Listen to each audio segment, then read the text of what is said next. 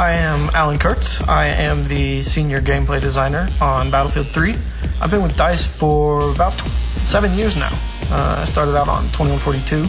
I've also worked on both the Bad Company series, and Battlefield 3 is my first big, real Battlefield game. One of the things we really wanted to bring to the Battlefield 3 premium experience was weapon customization. We looked at what was missing from our weapon customization and we said, we want camouflage. We want weapon camos that our premium players can use on the battlefield, show off, show that they're dedicated Battlefield players. So we have brought the F2000, the Peschneg, the L96 sniper rifle, and the Scar H carbine, and we have brought you some weapon camos that you can unlock through assignments. We think it'll let premium users really stand out on the battlefield. In close quarters, you're getting 10 new guns. 6 of those are really focused on the close quarters experience, and 4 of them are weapons that each kit can take back to the greater battlefield and have a new experience with. So for our assault guy, we brought the AUG A3. It's an Austrian bullpup assault rifle. So you got the clip behind the trigger, which is going to give you a better maneuverability in close quarters. You're going to have better fire from the hip, and you're going to be able to navigate with that weapon and bring it onto target faster than you would with, say, the M416. Similar performance-wise, but that close combat edge is going to give you something to really think about when you have the AUG. For the engineer, we've got an Israeli bullpup. It's called the MTAR. It's a super short version of the Israeli assault rifle called the TAR-21. Super high rate of fire, a higher rate of fire than the engineer has seen before. Not super accurate because it's so short. Kind of like a FAMAS for the engineer. I know that guys have been looking for that super high rate of fire volume output gun, and I think we've really brought that with the MTAR. The high-tech weapons come to the support kit this time, with the new LSAT is part of the Army's lightweight weapon technology. And this is a belt-fed machine gun, but it has a special new linking system and a different bullet that makes the weapon much lighter than most belt-fed machine guns.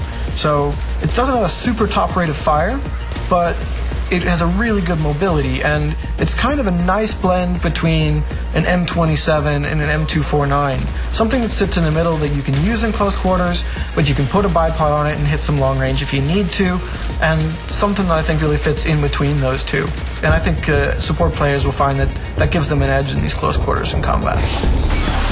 For recon, we went out and we found the M417. And this is a semi-automatic designated marksman rifle. The 20-round magazine, which is a bigger magazine that's been available, with also the big hard-hitting round from the Mark 11 with the 7.62 NATO round. So you're going to get the power of the 7.62 NATO in a shorter, more controllable package and a bit more mobility. It doesn't have the accuracy that the other semi-auto sniper rifles does, but it's definitely going to give you an option beyond just the SKS in a close quarters environment for playing recon, for being that team player with your beacon and with your tugs, and giving your players the intel and still being able to compete on a close combat level.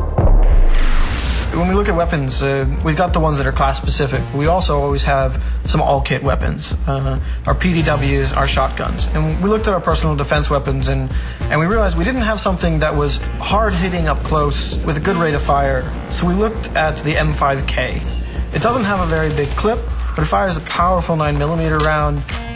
It's kind of a spray gun, not super accurate, but great mobility, super short. It's got the foregrip on the front for some great controllability, and basically just lets a player get in close, hit hard, no range at all, but basically lets anybody kind of be that ultimate close quarters specialist with this gun. Then we looked at the flip side, which is the shotguns. We wanted to bring back a pump shotgun that people could say, this is a combat pump shotgun. So we have brought over the SPOS 12. It's really an accurate pump shotgun. It's got a tight spread. You got to really get in close with it or be real accurate with it to get the full effect of it. It's a little bit of a blend of the speed of a semi-auto with a nice tight choke on the shotgun. Your pellets are going to land together, and I think we'll find players are going to really enjoy the new aspect of the SPOS 12 when it comes into their close quarters combat. The other 4 weapons, we looked at roles and places outside of the close quarters pack, because you can take all 10 weapons from close quarters into any map. and that's been really important for us. So on the Assault kit, we brought over the SCAR L, and this brings a super popular SCAR platform from the Engineer over to the Assault side. It's a relatively low rate of fire, and it fires the same round as a M16, but it's much more controllable. It's really good at hitting mid and long range. It's got good accuracy, it's a nice balanced gun, and I think players who generally gravitate towards an L85 or an AK will find that this gun might be a little bit more their style and in the mid-range combat. For the Engineer, we've got the ACWR, which is an American assault rifle. It's pretty popular today with the Special Forces, and we've done it up differently here. We're bringing the 6.5mm round, and this is a Special Forces round specifically developed for short-barreled rifles, for getting out there and giving a bit more impact at range than the 5.56 round typically does. So your ACWR isn't going to be quite as good up close as most carbines, but it's going to give you a bit more range, and it's going to give you a bit more controllability than the SCAR H, which is our long-range carbine today. So I think it'll fit into a niche where some players have been complaining that they don't quite have what it takes at distance with a carbine, while giving them a trade-off that still makes it a balanced gun. Recon has always been about long range. We knew we had to bring in something bolt action that players were really going to be able to say, this is a new bolt action gun, it's something I haven't seen before, something unique. So we went out and looked, and we found the J&G90. This is actually a Turkish rifle, renowned for its accuracy, one of the most accurate sniper rifles in the whole world. We think that players, when they get their hands on this, will be making those long-range headshots and really pulling down some marksman bonus with this one. Finally, for support, we've got the L86 LSW. That stands for Light Support Weapon.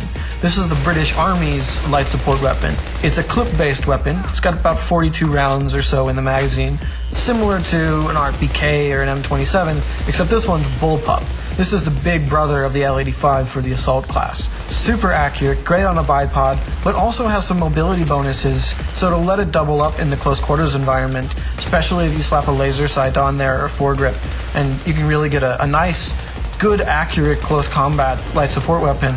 I think players who like the L85 will find a support weapon that they can really go to in the L86.